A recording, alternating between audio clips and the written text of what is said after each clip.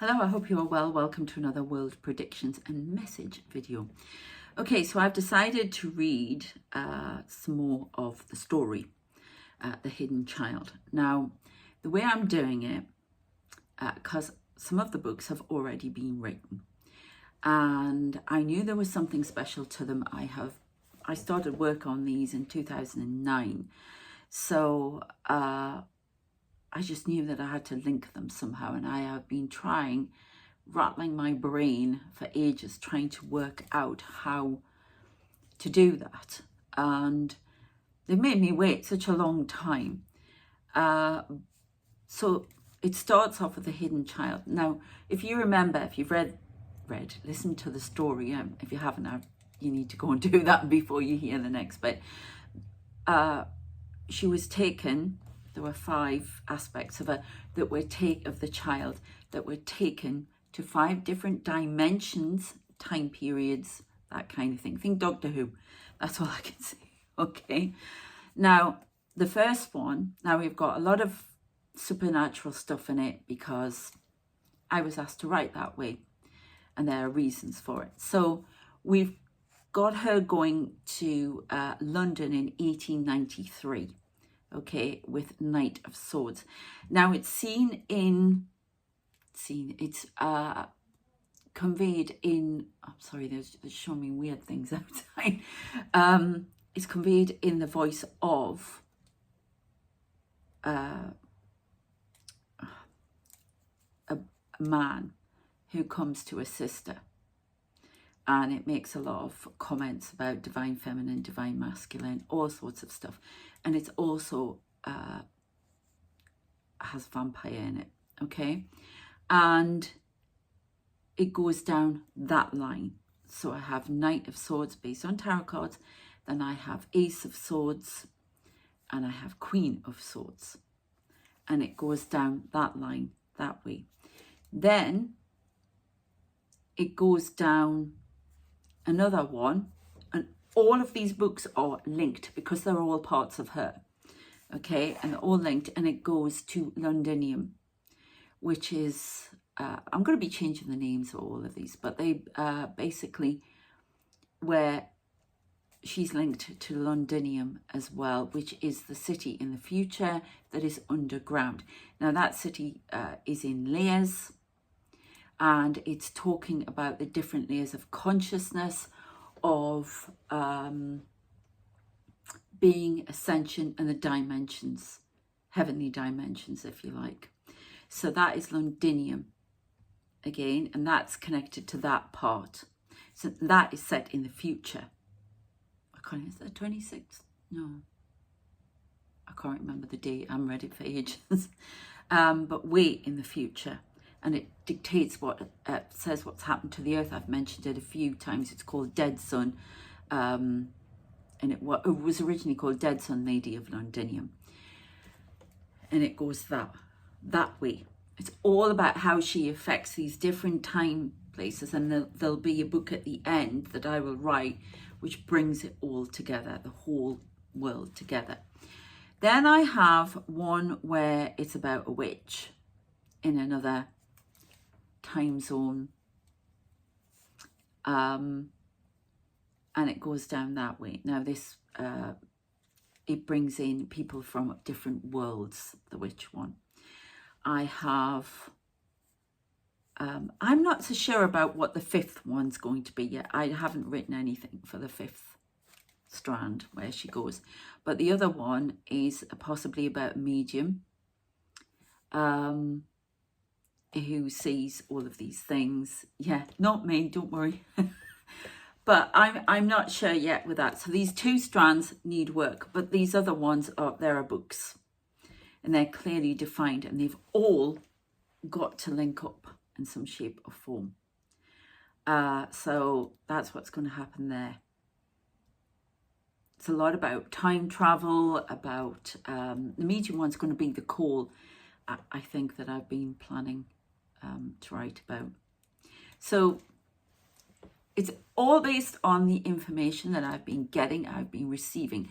These are channeled messages. A lot of them coming direct from the divine. These people are they give me the information. It's supposed to go out this way.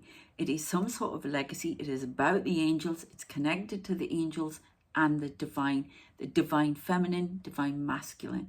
And it's to help change attitudes and ideas in the world, to stop the enslavement of humanity and to break the chains of ignorance, to break, this is their words, not mine, to break everything down, the boundaries down, and to reveal what has been hidden. It's a kind of justice for us all. Okay, so I'm going to be reading from Knight of Swords first. Okay, now I wrote this back in 2009, and boy did I have some strange experiences. I put it this way, I was writing at my desk. I knew there was desk, it was my dining table in the dining room, when I was still with my ex-husband, and I was having some very strange experiences. I started seeing a lot of lights. I started seeing the characters in my mind's eye, but I knew it was different. It wasn't just writing, because often when you write, you don't see them. Okay, you don't see their face as such. That's what I mean to say, because they're an aspect of you. Okay, that's how writers work. And I believe if you're writing, you're channeling messages. Could be direct from yourself, the divine, whoever, right? And it wasn't the first time I'd had a strange experience from a book. I did have one where I wrote about this murderer, awful. And at the end, I'd written it a lot by hand. This was back, oh gosh, I've been writing since I was about 14, but I really started to go for it 25. I wrote proper books, and I wrote this big one, and there was a whole load of papers just blew around the room afterwards. I did have the door open, but it was a hot sunny day and there was no wind at all, and it just went even my own father was a bit I would put that away. So put all the papers together. It was like, when it was finished, it was like, ah. And so I had that, but this is where I met my guide properly. I was seeing all these lights, and it's his name in the story, because he's got many names. I've known him with many names, but I just call him Nathan because it was his name in the story. And it just seems to fit. And he, when I was writing it, I suddenly got these scenes where I thought I was actually there. All this snow, everything, all of this snow. And I could see them riding. I could feel the air fresh on my face, everything. I was like, and it's almost like I could just reach out and touch. There was a bit with some water, and I felt like I was on the beach and the water was coming in underneath the table at my feet. It was amazing. Then I had a very strange experience. I remember saying to my ex-husband, and our marriage was really breaking down by then, but I remember sitting on the sofa, and all of a sudden my character comes and sits next to me, puts his arm around me, and he's wearing a wedding ring. I'm thinking, the heck? So I actually said to myself, oh, this is weird, strange, I don't understand. He went, oh, maybe your character's talking to you and wants to be married. I was like, oh God. So I took it like that, wasn't, and, oh, sniff, sorry. And then I actually started going to a circle because I wanted to know what all these lights were. These twinkling lights. And somebody said to me in the comments on the members that I was sparkling. Yes, because the lights around me. Thank you for that. When I've gone to mediums before, they said, ooh, do you work with angels? They've got all these little lights. That actually those UAPs as well now. I understand that. And I've got some experiences to talk about on those from last night. But I'll be doing a video on that channel, To the Stars later, or To Stars later. And so you can check that out. But I went to a circle and all these lights and all different colours as well. And then I had this experience. We went to my son's prize giving thing at this school he was at. And I remember no, I tell a lie, it happened before that. I was sitting writing, and then I saw my character dressed up. And it was almost like when I've talked about that mind's eye, but also in that space in between, and then I physically say them. So it was sort of in that space between. And he entered the room, came across right through the table, kissed me on the forehead and walked away. And I was like, what the hell? And then it got even worse. And I went to this prize giving, and there was a line, and everybody was trying to sit with everybody, and I was always the odd one out. It's the way I am. And I was right at the end, and I had to keep moving down. Oh, can so-and-so sit there? So I had to keep moving down, until there was only one chair left at the side, vacant. And he came, and I saw him really vividly in that space in between before I started seeing really full-on apparition, seeing him full-on. And he sat in the chair and just sat grinning at me. Oh my God. I was like, what? Really? Sorry, my battery's gone. Really? It was bizarre. And then I think he used to like going to prize giving, because he would, the next prize giving I went to, because I had all of these, I kept seeing him at all different ages. I've seen him as a 14-year-old, a little boy, a man. I've seen him many different ways. And there was one prize given though that must have been the next year, and I was sitting a different part towards the aisle, not right at the side, and he said to me, and I could see him, and I'm going to find out if he's got any prizes, me and my son. So he went down to the front, and they're sorting out all the prizes to give, and you had to go up and get your prize. And they had no idea that this bloke standing there looking at, he came back, he's going to get 3. He did. So very odd experiences, and then it just got stronger and stronger. And then I did a spin-off to it, a short blog post, and I was asked to send it to my medium friend, who gave me a message from him before I was conversing properly.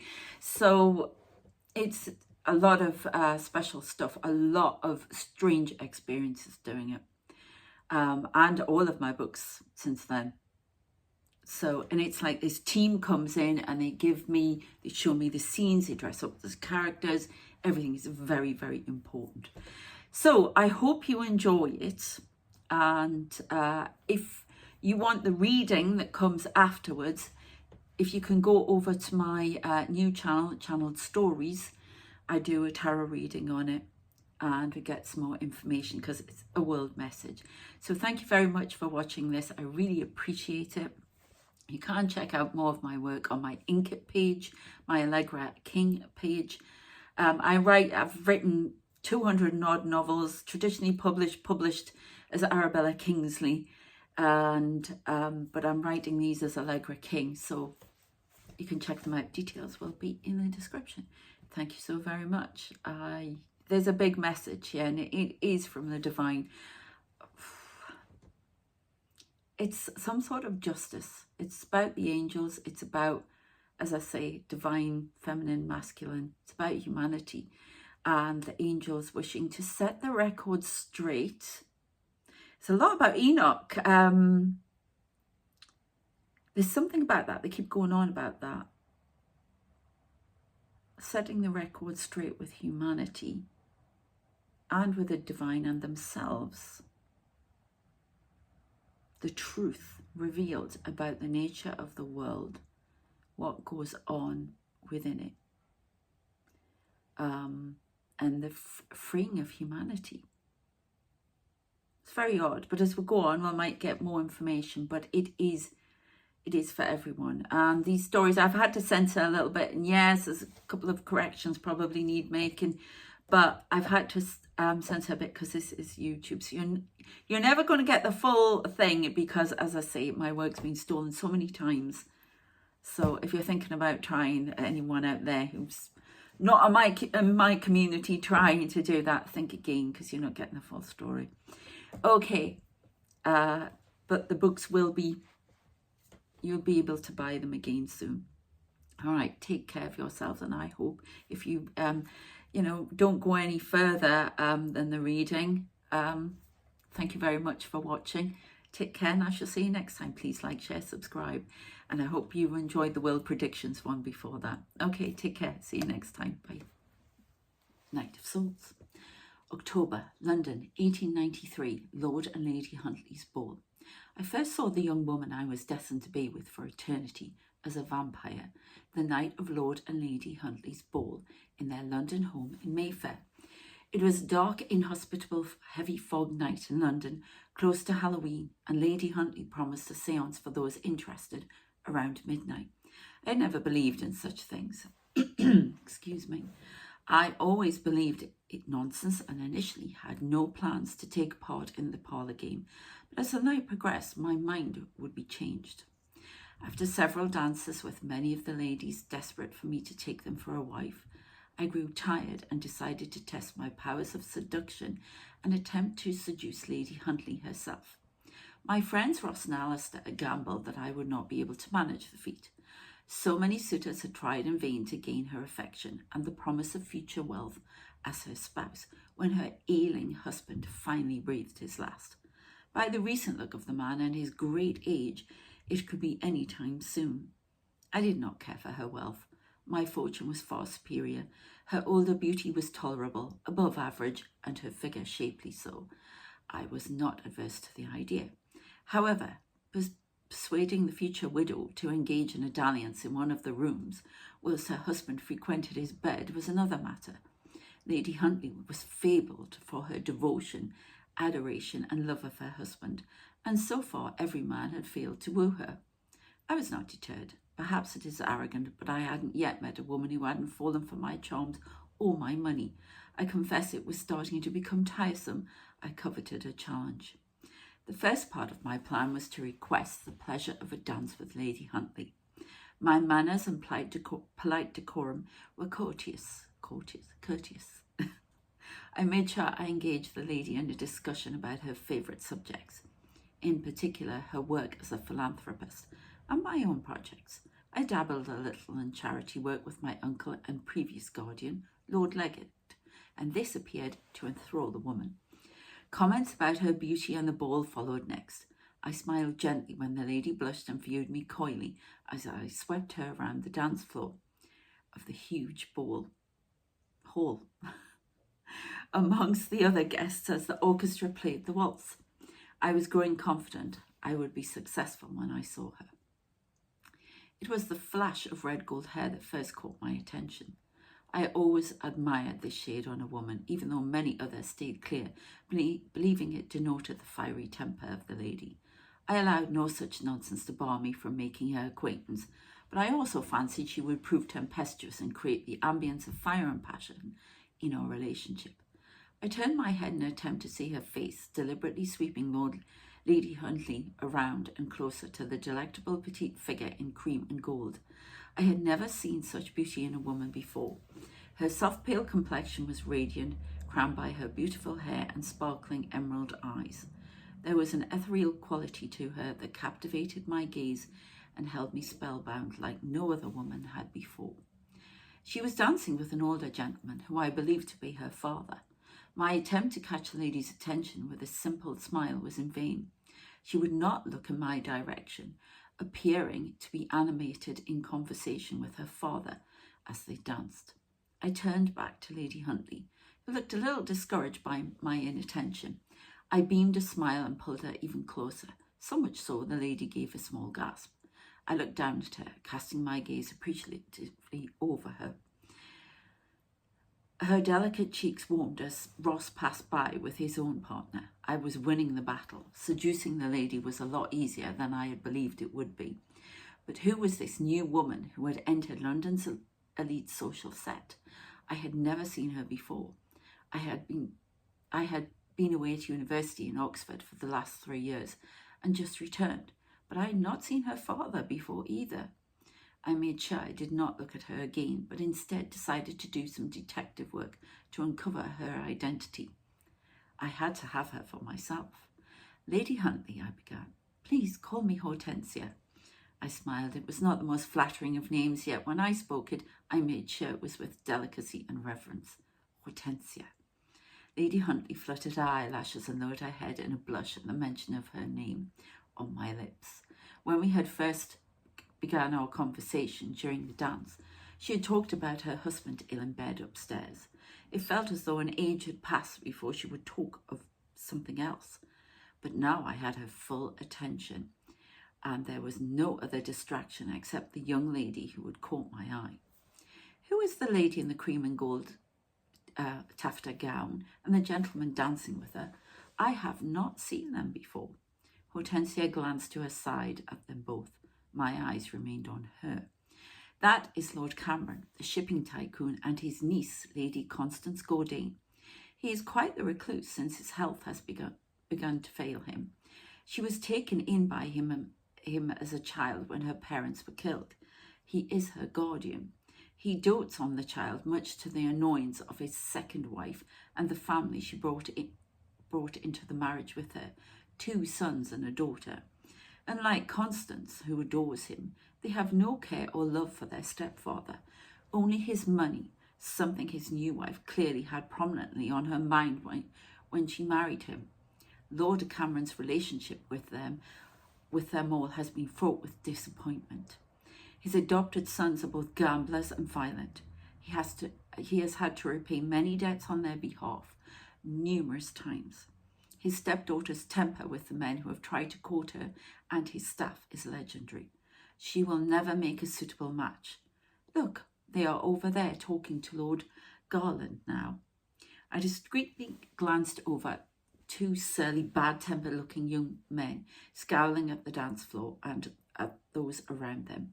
One of them was throwing back his drink whilst the young woman at their side gave everyone a superior, haughty look as Lady Cameron conversed with the man beside her.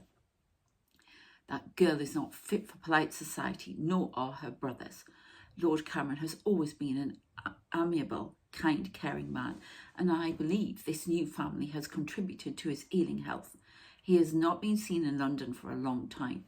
I was pleased when he accepted my invitation. He is contributing to the orphanage I am setting up in Marylebone. Yes, worthy cause, Lady Huntley. I am sorry, forgive me, Hortensia. And which of his adopted sons will inherit his fortune? My game was to make conversation as I spun Lady Huntley around so I could watch a beautiful Constance dance. Finally, my scrutiny was to be rewarded. The lady was to look my way. She frowned as I continued to gaze upon her. I allowed my mouth to widen into a smile, and she softened for a moment, returning it with a gentle nod of her head and a delicate curl of her perfect lips. It is a shame such wealth must be put in the hands of brutes, Lady Huntley continued.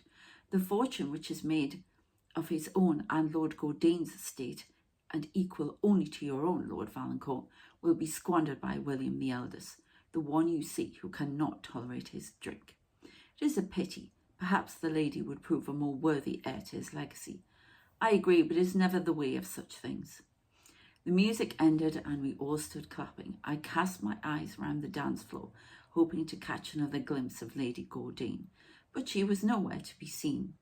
Ross and Alistair nodded to me. They had given me only an hour to satisfy the bet, and my time was running out. I wanted to release myself from the gamble, eager to pursue Constance, but a bet is a bet. Perhaps I would be able to pursue her at leisure after I had engaged with Lady Huntley, before this dreadful tiresome séance was to take place. I took hold of Lady Huntley's white-gloved hand and brushed my lips against it. I continued to hold it. I do not wish to part company with you, Hortensia, or release you to another partner. Come take a walk with me to somewhere more private, so we can talk some more. Her mouth widened into a smile. Surely you do not wish to spend all of your time with an older married woman like myself. I grinned. I usually preferred to make love to older women. They were sophisticated, elegant, and their beauty was alluring. That was why it surprised me I was so attracted to the younger Constance Gordane. I gave a gentle but firm tug on Lady Huntley's hand to pull her closer so that I could whisper in her ear. She gasped again. On the contrary, madam, I find many of the younger women vapid and without intelligent, eloquent conversation. I fear I shall fret and pine if you leave me to them. Lady Huntley giggled, and I could see by the agitated rise of her chest she was becoming excited and perhaps even aroused by my attention.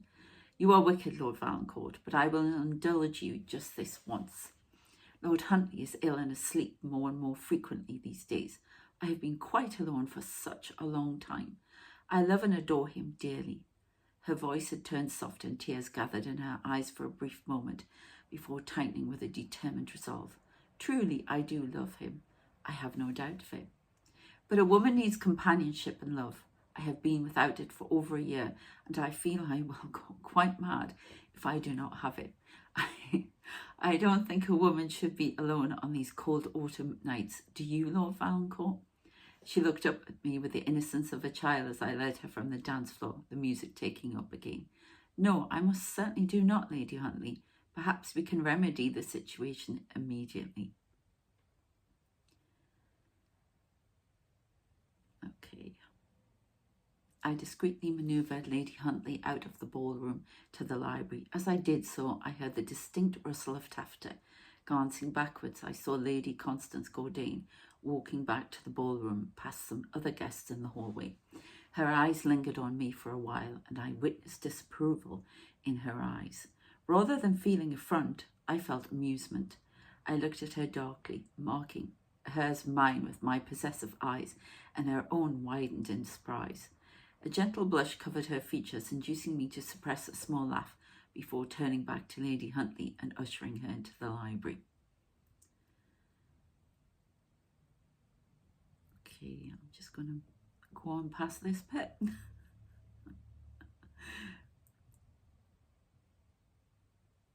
Okay, I met with Ross and Alistair a short time later.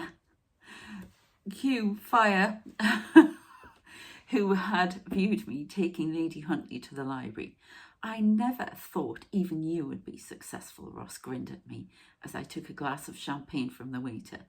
He slapped my back hard, making me lurch forward and nearly choke on my champagne. He laughed out loud. But I can see I underestimated you. You have never failed yet. It will be a pleasure to pay up. I took some more champagne. I have no want of your money. I rather you commit to a forfeit. That sounds like fun, Alistair laughed. And what would you have me do, Lord Valancourt? I put my glass to my lips and directed my eyes towards Lily Croft, sitting alone, pushing her spectacles up her nose, frowning at the dancing and all those around her. You cannot be serious, Nathan. Lily Croft? That blue stocking? I think not. She wouldn't even entertain me in conversation. She has a sharp, vicious tongue. Yes, she makes an interesting challenge. I have always believed there is a hidden passion in her depths. It simply requires the right man to bring it out. Ross twisted his handsome features with disgust and disdain. But she's so boring and plain. Perhaps you will be able to transform the ugly duckling into a swan. Alistair and I laughed. Have you no shame, sir? A soft, indignant female voice spoke loudly. Or a heart? I turned to my side to see Lady Gordane. I opened my mouth to speak and defend myself, but she rebuked me again, clearly determined to have the last word on the matter. Are women and their feelings merely sport for you, sir? Her beautiful eyes twinkled like fiery emerald jewels with anger, holding my gaze captive. No, on the contrary, Lady Gordane. I adore women, too much for my own good, I fear. I apologise for what you heard. What can I do to make amends for my offence? No, don't worry, he gets taught a lesson. Right. I heard Ross and Alistair chuckle behind me. You can start by reforming your character, sir, and having care for the women you seduce into your arms, especially our host, Lady Huntley. Perhaps you would give me some instruction on how I might reform my behaviour whilst we dance. I was pushing my luck, but there hadn't been a woman I hadn't been able to soften in an argument, yet the lady was to surprise me. I think not, Lord Valancourt. I have been warned of your reputation, and I do not wish to consort with a man of your calibre and loose morals. Good evening, sir. She finished dismissing me with a small curtsy. Shocked at her words, I gave a respectful bow and watched her walk away to introduce herself to Lady Croft and engage her in conversation as though to protect her from us. Ross and Alistair found our short conversation greatly amusing. My feelings were vexed. I wanted what I could not have all the more, and I would not be defeated so easily. Midnight approached and Lady Huntley gathered together all of those who wished to take place in the séance. It was to be led by a renowned German psychic, Madame Rasmussen. I had planned to watch the proceedings in the periphery of the room, like many others, and ignore Lady Huntley's pleas for me to join her, but my mind was changed when I learnt Lady Gaudain was to take part. The 8 of us were shown into the square, softly lit Egyptian room and asked to sit around on an oval table with a lit candelabra. Constance did her best to keep away from me, but I was to put a stop to her avoidance in thwarting the plan of a gentleman I had seen her dancing with earlier to sit next to her. She gave me a pouting frown when I sat down, leaving her partner forced to retreat to the opposite side. With Lord Cameron on her right side and Lady Huntley on my left, Madame Rasmussen asked us to place our hands flat on the table with sides touching each other's. Lady Gaudain refused to look at me as our skin touched. I smiled, amused by her coyness, as Madame Rasmussen began to call upon the spirits. It was an effort to keep my composure and amusement firmly in check. "Is there anyone there?" Madame Rasmussen called out in a heavy, accident voice, after instructing us to quieten our minds and release our energy for her own manipulation, to gather forth those from beyond the grave who wished to speak. We all sat in silence, patiently waiting for an answer.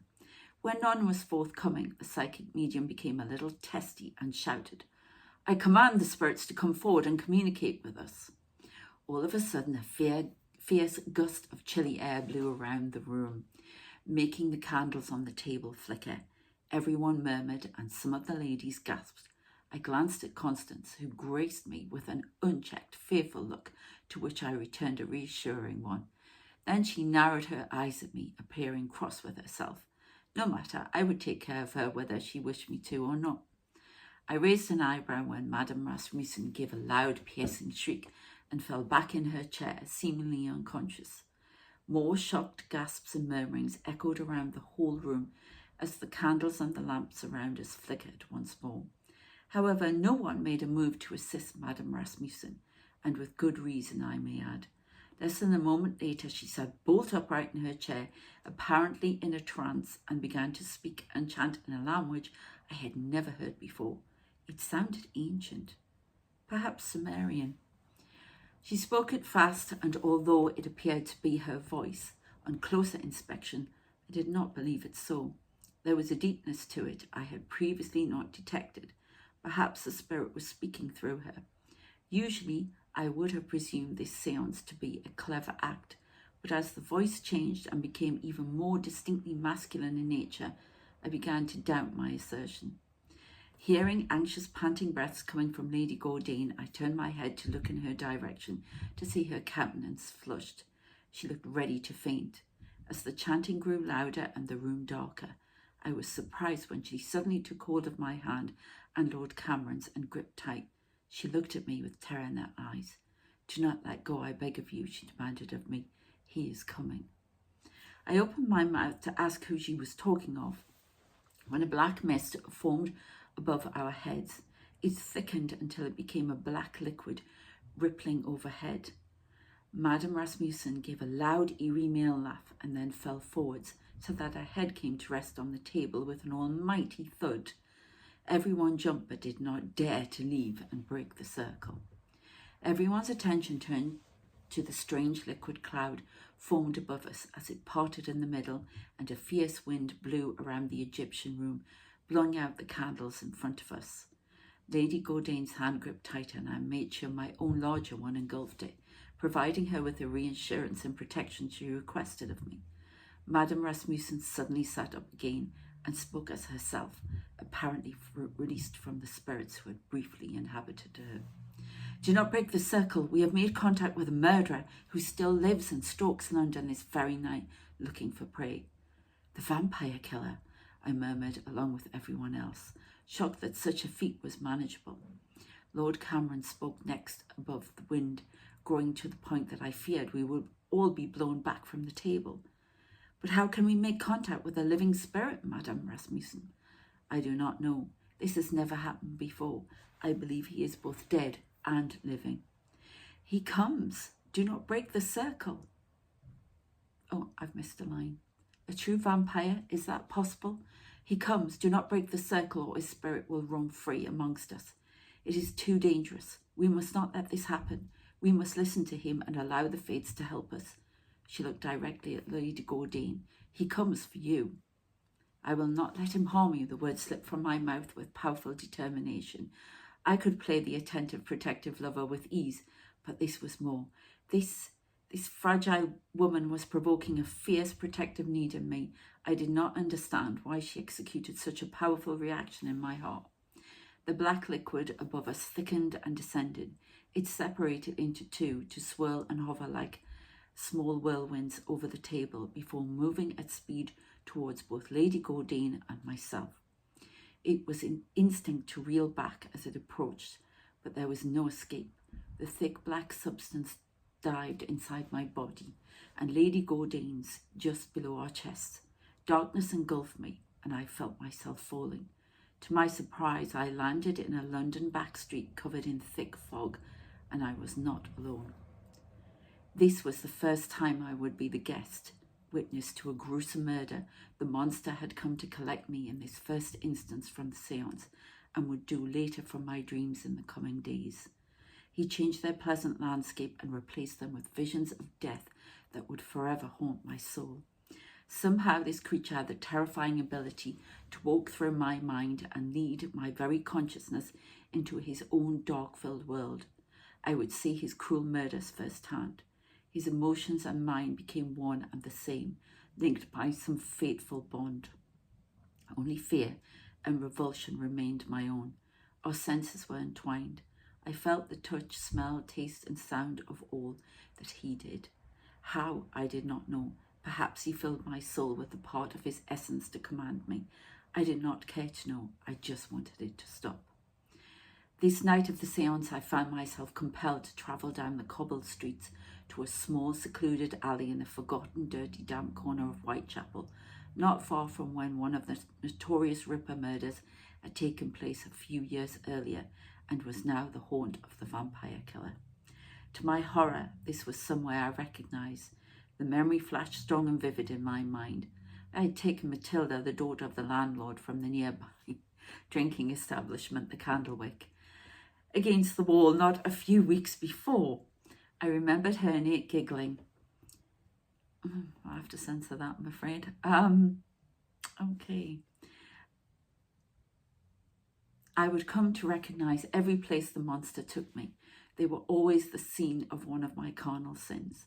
It was all part of the punishment he had so meticulously devised for me. I would come to wonder if this killer was part of myself that had manifested into physical form, just as in the strange case of Dr. Jekyll and Mr. Hyde.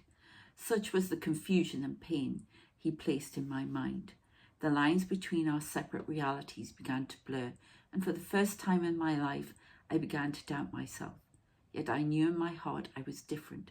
I was most definitely not this evil man.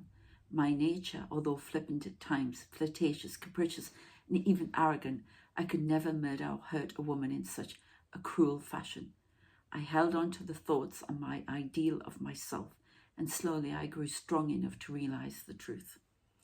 Other than to walk dutifully behind him, my body would not move. My will was not my own. He wore the garments of a clergyman, but I never saw his face. It was always obscured by the shadows that seemed to surround him whenever we travelled. He walked with a limp. His unsteady gait made his laboured footsteps heavy upon the cobbled streets. The clumping sound chillingly announced his arrival into my dreams when he came to collect my soul night after the seance. But the night of the seance, his heavy tread mingled with the noise of the woman's dead body he dragged across the cobbles at his side, my sight fixed more closely on the woman murdered with his vicious vampire bite in her throat. It was, you must excuse my emotion, it was Sophie, a young woman who had been misfortunate to attract my lust. This callous, unforgiving creature took the women I had made love to from my past. Oh God, Sophie, I am so sorry you ever met me. Sophie would be his 5th killing in the last month, but the first I was to witness him feeding from that fateful night. 5 innocent souls tormented by his cruelty before their murders. He had shown me the images of their point of death in my mind with relish. I tried to connect with any shred of humanity left in this vampire monster, to cease his compulsion to harm, but my efforts always fell upon deaf ears. I offered my own life in return. When that did not move him, I vowed I would find a way to stop him. Somehow I would kill him, even if I swung for it. I would kill him. I thundered this attention at him with anger, but he merely laughed at the suggestion, continuing diligently with his task. The vampire was pleased with the choice he had made in selecting Sophie as his victim, but it was not only me he punished with his vile acts. Sophie bore a very close resemblance to his lost sweetheart, the woman who had rejected his tormented soul, and to my surprise, Lady Gaudin. This woman, this Juliet, whose name he whispered as he maimed and killed, drove his murders in equal strength to his passion to punish me. Somehow the man had linked our perceived crimes, deeming them both worthy of the same punishment. I could not help but feel as though he had believed I had wooed Juliet and taken her from him, as I had done with other women from other men. Yet I had never met her. I confess I was confused and bewildered by his anger toward me. Jealousy seemed as good a reason for his hostility as any other. Though I did not know of Juliet or of her life, I was drawn to her through this creature. Every killing was the monster's rehearsal of Juliet's eventual demise, and I feared for her life. I felt incredibly protective of her, just as I did of Constance Gaudin, relieved that despite all of his efforts, he had not been able to detect her whereabouts. The man pulled Sophie's body up and pressed her against the wall in the alleyway to press his face into the fateful wound in her throat, to catch the rich essence that poured from her broken body. I closed my eyes tight, unable to take the gruesome spectacle. I struggled to support myself on my shaping legs as Sophie's blood seeped into the cobbles around my feet. I'm not going to read the rest of that because this is YouTube. A soft feminine cry startled both the monster and myself. The dreadful sucking noise abruptly ceased. I opened my eyes with a quick sharpness to find the source of the distressed utterance. I heard him whisper her name with reverence. Juliet, my love, Juliet, you have come at last. Only it was not Juliet, it was Constance Gaudin. Okay, I hope you enjoyed that, and I would love to read more of this. Unfortunately, I have had to censor it a little bit because it's YouTube. But you will be able to buy the book again on Amazon soon. But I am going to do more readings.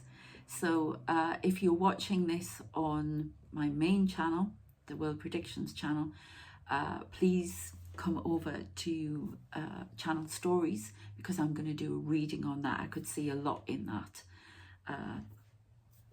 And we'll see what information we get about it. There's definitely a Jekyll and Hyde theme runs through all of, all of my books, to be honest with you. And it's explaining a lot to me as I've read it. It needs some work again. But I hope you enjoyed it. And either way, if this is where I say goodbye to you on the main channel, thank you very much for listening. Please like, share, subscribe. And I'd love you to come over to the main one, the Channel Stories channel, to hear the reading on this. If you'd like to do that, I shall see you there. Take care. Bye. Okay, let's get into a reading about this. So I was definitely picking up vibes about the divine feminine, the divine masculine, about the patriarchy in particular, and this confusion. I mean, Knight of Swords, for a start, is, a I had tarot cards inspire that story, and I've talked about that before. Actual artwork inspires my writing, visual stuff. And the Knight of Swords in particular is a card that, if it's, you know, can be rushing ahead. It's very sort of gallant, rushing in, at night, everything. Then if you flip it on its side and it comes up reversed, it can be violence, anger, frustration. It's like this dual aspect, this Jekyll and Hyde thing that runs through a lot of my work with the masculine. Remember, we have male and female in us all, he, she, they, yeah? And it's that to and fro, this conflict, and what's going on in the world right now about masculinity, the toxicity, and which way should I be? Which way does society want me to be? And I have to go into all these different aspects within masculinity, okay? So I don't know, let's find out. And feminine, is she supposed to just sit on the sidelines and let them get away with it all and, you know, just be decoration? And it's that. You could argue with the divine feminine. Is it that aspect? You know, it's changing of the guard, basically. You know, is she supposed to just sit on the sidelines and be nicey to get what she wants and use, you know, in some instances uses it as manipulation, just as the divine masculine uses violence to get what it wants, yeah? And it's that dual aspect, trying to change that and evolve that, and trying to work out, should I step in both, or should I be, you know, forthcoming and embrace my toughness? Not the masculine part within me, if it's divine feminine we're talking about here, but that feminine part of me that can be go-getting. It's breaking all these boundaries down. That's what I'm feeling that's happening now in the world. And it's interesting, when I wrote this back in 2009, that's what could have been in my head at the time. So, and it was because I was with an ex-husband who was a bit of a Jekyll and Hyde too. So, you know, could have been that. Never mind. Let's have a go. Ooh, Prince of Knives. Now, interestingly enough, he inspired a character in my Londinium book, which is linked to all of these. If you're just tuning in at this bit, please see the first part of the video before I do the reading, which explains about the whole concept, what I'm doing here, world within world. So, but yeah, character, Darius Constantine, he inspires. Yeah, he did a bit. No, and another one actually, Stellion, in it as well. But this is the Page of Swords. Now, it's very interesting, the images I've been shown this morning for my meditation are to do with these roses. They look like drained roses, don't they? They don't look like that. They look like they've been drained. So there's definitely draining. There's a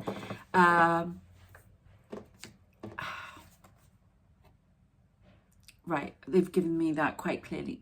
Toxic masculinity is draining divine femininity. Okay.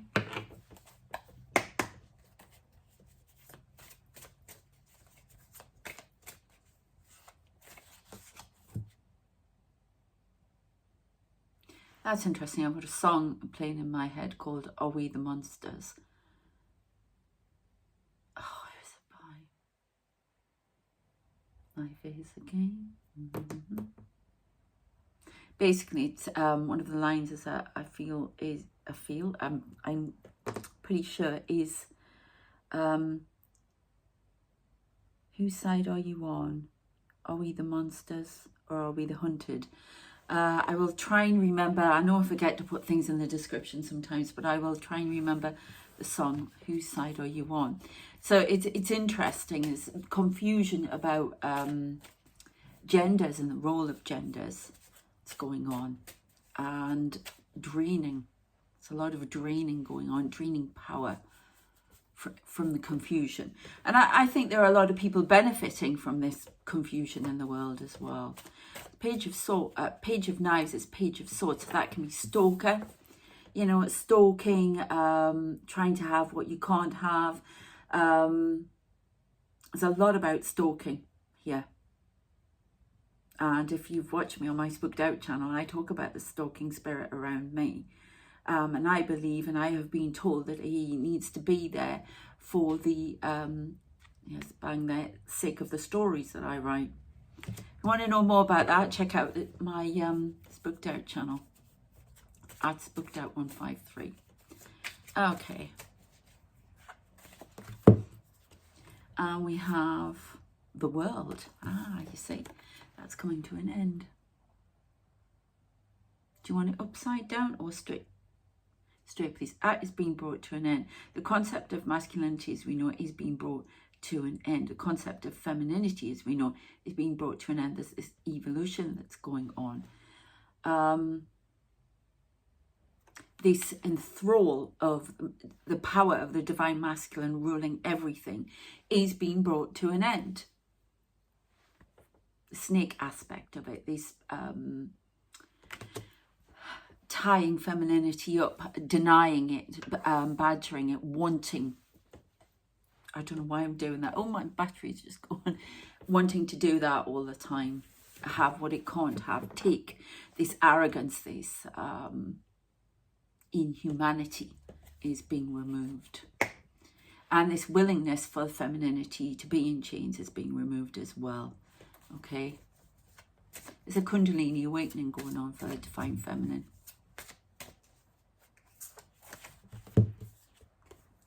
Yeah, that's how it is at the moment. They keep showing me chains. They've shown me with like handcuffs on, like that, being led somewhere, and then somebody comes along, chops them off. These roles, these gender roles that everybody's supposed to be in, that is changing.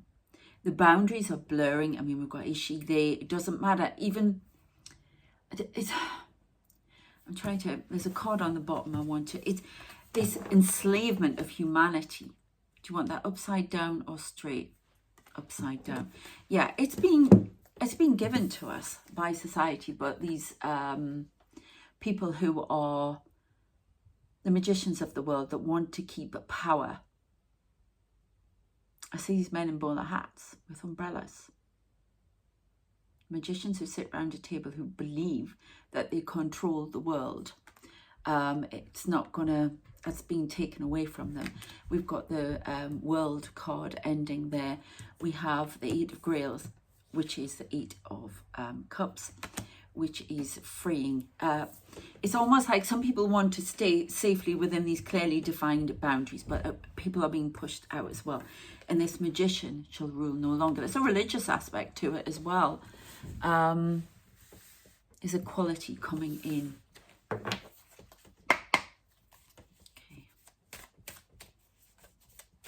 See what else we can get. Yeah, 9 of Scepters. Well, 9 of Wands. There's a lot of burdens with it. But look at her red hair. I didn't have these cards when I did Knight of Swords originally. Bringing change. Bringing the fire aspect. I'm seeing a card in here. It's through love. It's through changing the heart space. It's coming from the heart space chakra. It's the heart chakra. Or the divine feminine is erupting through the heart chakra. That's, I'll find this card. Where is it?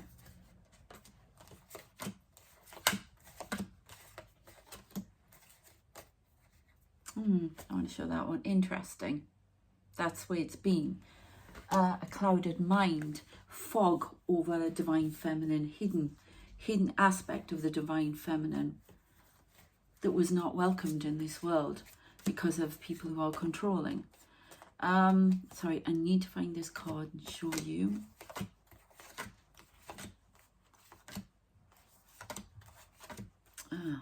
Yeah. That's what I've been shown in my head. So that's Kali. Okay, bringing in. So there's definitely some goddesses working with this. There are 2 goddesses around me. Kali. Kali. Who else? Isis. Okay, So they're bringing in fertility, love, fertility for new beginnings that's been seeded. I don't quite understand, but there we go. But that's like my character. So my character in the story is bringing in the worship of the divine feminine, rebalancing aspects between divine feminine and divine masculine, not the hatred of the divine feminine.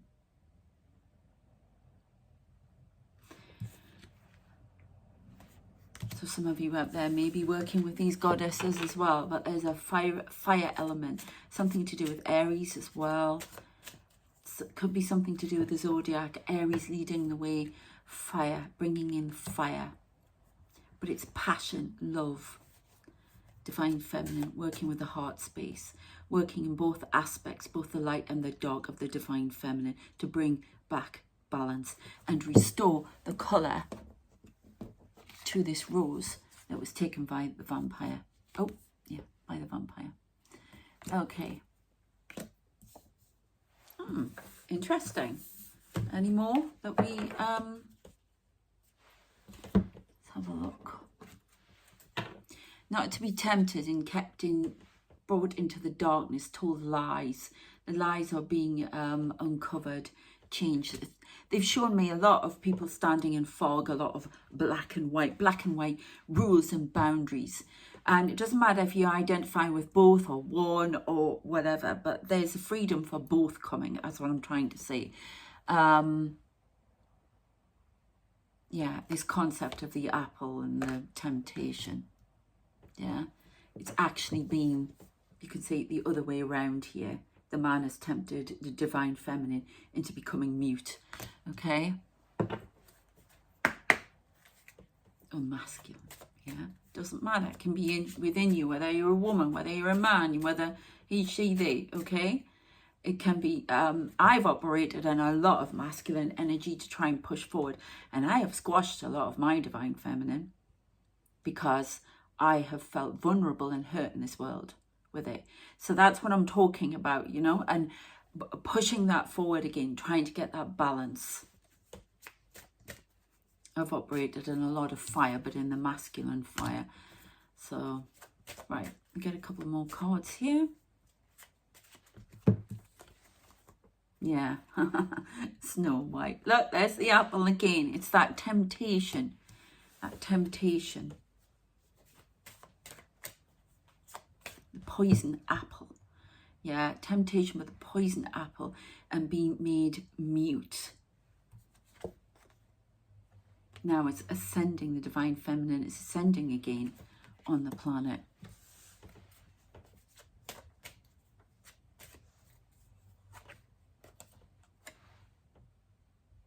Sorry, I thought I saw something out there. There's lots of things out there. There's a little light in the sky moving around.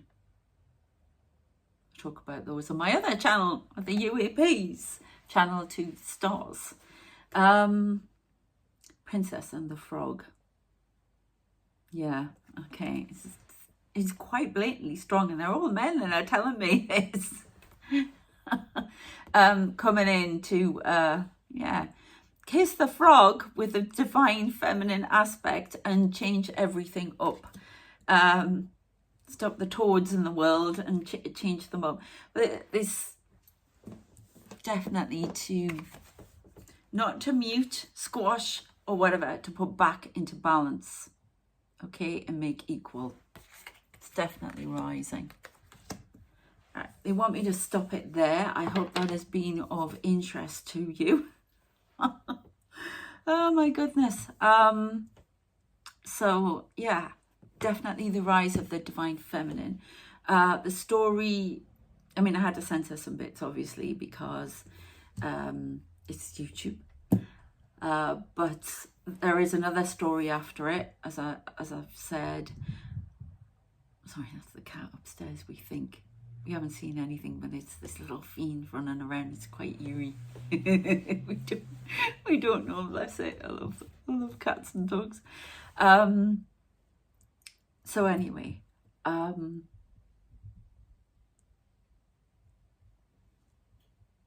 I don't know. Do you know what that's made me think of? There's a bit of feminist theory here from Gruber and, oh, I can't remember the other one's name. Learned it at uni. The Mad Woman in the Attic. About hiding a woman away, you know, in Jane Eyre. Yeah, definitely something like that. It's about bringing her out of the attic. Allowing the divine feminine to be in all aspects, light and dark, and to be accepted. Not these drained rows. Okay, so she's running around then, she's trying to get out. So yeah, the story gets a bit, well, it's dark at times, definitely, but there's definitely a rise of power. So this is one of the angel stories, but I'm not going to tell you who the angel is in it. Okay, because there are lots of different characters. And it's the angel story with this aspect of the divine feminine that the universe has sent to all these different dimensions.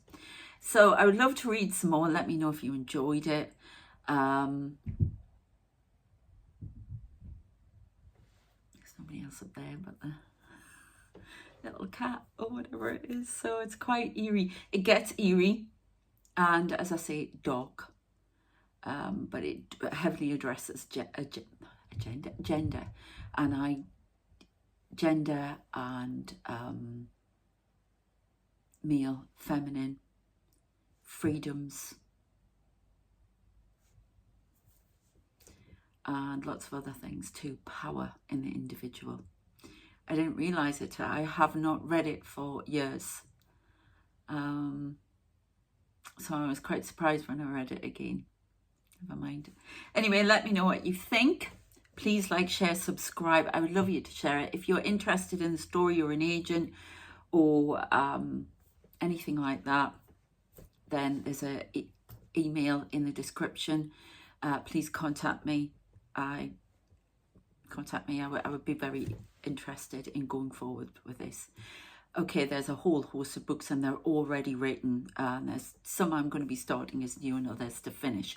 But on this line of the story, these books are finished.